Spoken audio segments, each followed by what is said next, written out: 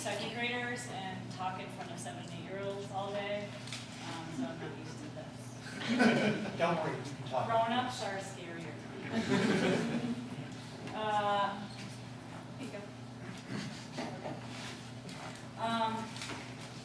Well, a little background on me is that I was not a LARPer or an Edu-Larper until 3 years ago. I went to Finland through a Fulbright grant and had some questions about using elements of play and constructivism for teaching, because in my classroom I noticed when kids are allowed to be kids in some of these unstructured times, they continue to be curious and engaged and interested in content and other things in the classroom, but I'm not managing behavior and dealing with these types of problems. So why do we as teachers continue to make kids be little grown-ups instead of let them be kids? So I went to Finland with these types of questions. I was like, I thought there's somebody out there who has some tool and method that I can steal.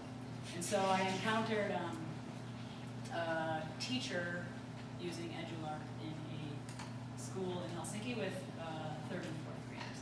And that led me around the Nordic countries to meet lots of people and learn methods and techniques of Edu-Larp. So in my classroom, we play LARPs, tabletop games, and do LARPy things a lot of the time. And today I wanted to talk about LARP growing in a regular old public elementary school, because in sharing of my work and my experience in my classroom, I heard some pushback about, well, you can do this in your classroom, but can it be replicated or not? And I argue, sure it can. And I don't have any hard evidence or data, but I do have some information I gathered through collecting, doing focus groups with my former students who've LARPed with me, who are now in 3rd and 4th grade, and their parents. And I sent out a survey to my colleagues, other teachers in my school, to ask them, are they LARPing or not? And if they are, why? And how can they do it? And if they are not, what can help them begin? But first, this spring I asked myself, am I going to leave my elementary school or not? I've been there for 11 years and thought maybe it's time to do it someplace else, because another criticism is, sure, the students at my school, which they're a pretty privileged crowd.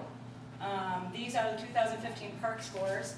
PARC is a standardized test that tests kids on our now Common Core standards here in the US.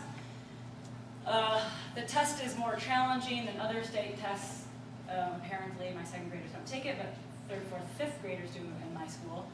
And at my school, Horace Mann Elementary School, our language arts scores, 80% of the 3rd, 4th, and 5th graders are proficient or advanced. And in Washington, D.C., the average ELA scores for the ELA test, 25% are proficient or advanced.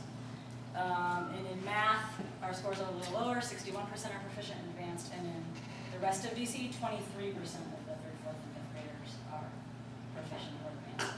So we get some good results, which also means that the people in the district office kind of leave us alone. We're not on a tight leash at my school, and so there is room to do all sorts of things. Also, our free and reduced lunch crowd is pretty low, so kids are pretty advanced. They come from advanced families. So some criticism I got, these kids can do it because they come from supportive families. They're already coming to school ready to learn. So I bring this up because the question I had to answer is to leave Horace Mann and go to a school in a different part of town where I can test to see, is LARP useful to other populations or not. I decided to stay because the other alternative was, can LARP grow in a regular old school? Can a public school become a LARP school? So I decided to stay, and I'm moving to 5th grade this next year, where there is no LARP happening. So maybe that will help it grow even more. There's interest in kindergarten, although it's not happening yet. The first grade team is all about Edu-Larp, and they have designed 3 games with my help that are not these one-shot freeform deals. They're into campaigns, so they'll take content from standards from a certain unit of study. For instance, right now they're integrating persuasive writing, fiction reading, and addition in math to create bookstores where they are using persuasive writing to persuade all of us fake customers to go buy their books. And then we pretend to buy them, and they're using their math content. And this will last for the whole unit of study. Every time they are learning, it's either playing in their bookstore, preparing for their bookstore, or having a meeting, which is their debrief about the bookstore. I'm LARPing a lot, probably 2 to 3 times a week. My colleagues do not feel comfortable, but with new hires and shifting around, there's a new second grade teacher who will hopefully run all of my LARPs, or some of them, next year.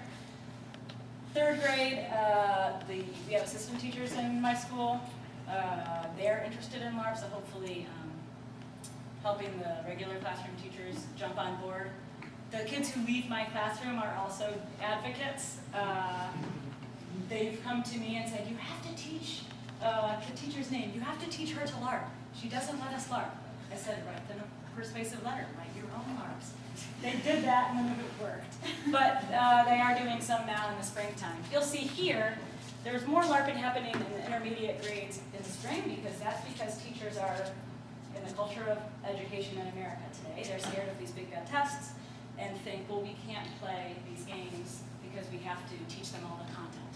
So I'm trying to persuade them that you are teaching the content when you're LARPing. So hopefully I will be in 5th grade with these big kids and carry on that tradition to try to spread it around the school.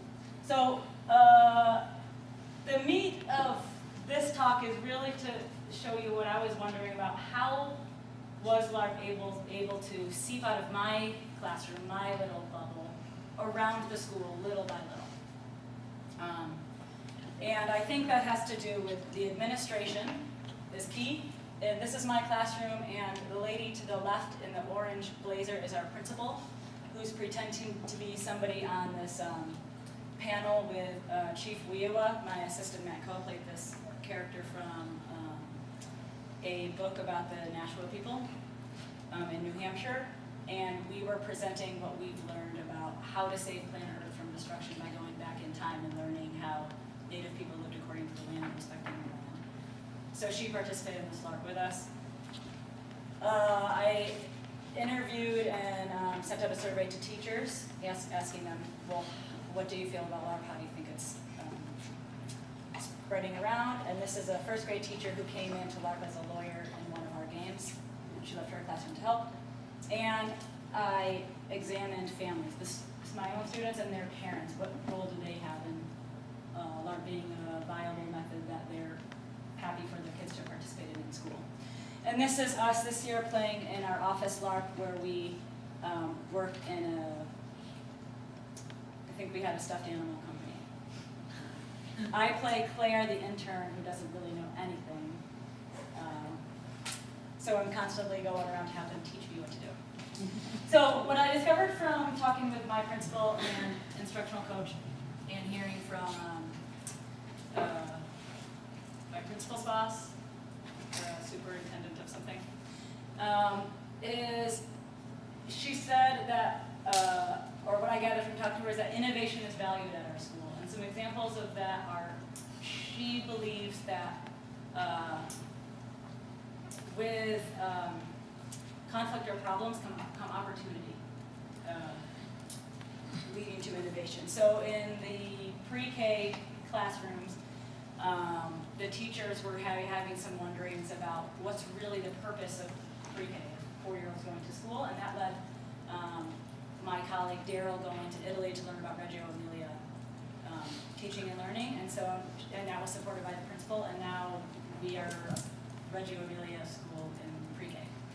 And there are other examples of my principal allowing for innovation. It's a big value we have. Trust in the faculty. We don't turn in any lesson plans. She trusts us to do what we do. Yes. Flexibility in systems and methods. Sometimes this doesn't work in our favor in that it seems like everybody's running their own ship. But as long as everything we're doing is aligned with our culture of knowing students and each other, culture of caring, and culture of thinking,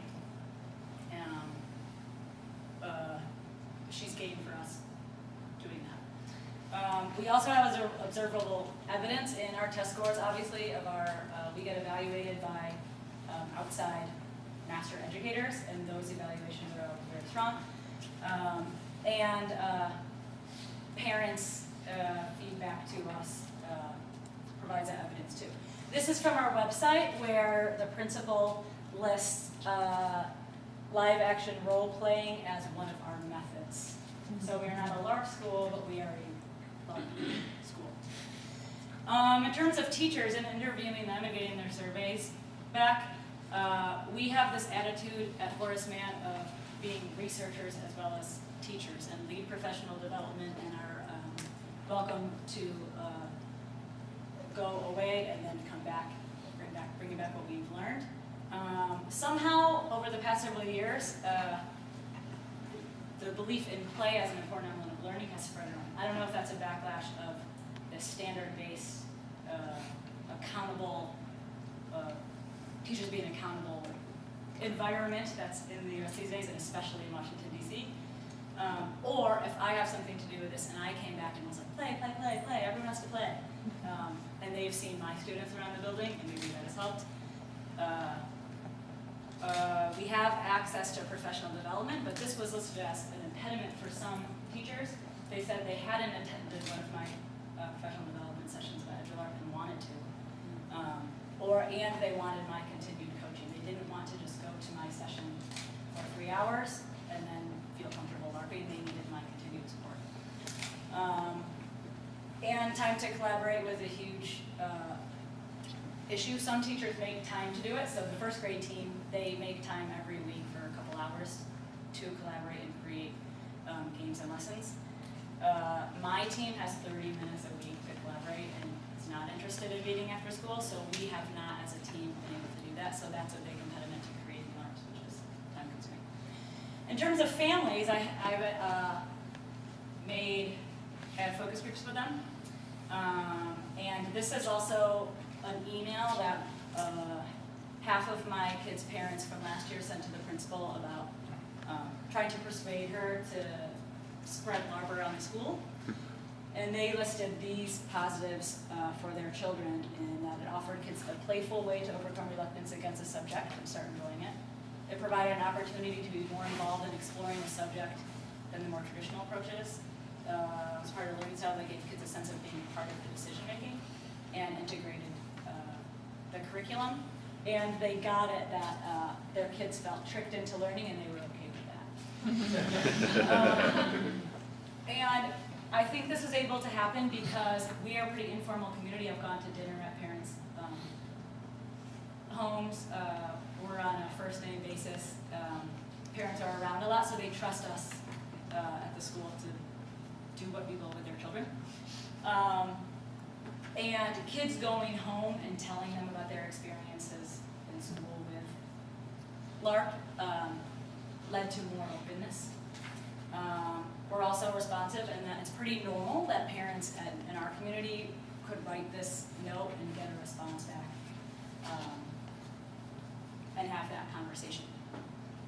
For kids in particular, I found that doing training in improv before we LARP in the beginning of the school year helps them be able to play actual games. So when I train the teachers, I try to tell them play these types of theater games and improv games so they're not afraid to do it and they feel comfortable with the music. So I wonder if LARP can be a medium that spreads around to other schools if these elements that exist at my school were present, even if the school was very different in other ways. so that's what's next, me continuing to talk and work with teachers from other schools that I've trained to see if this is actually true, if these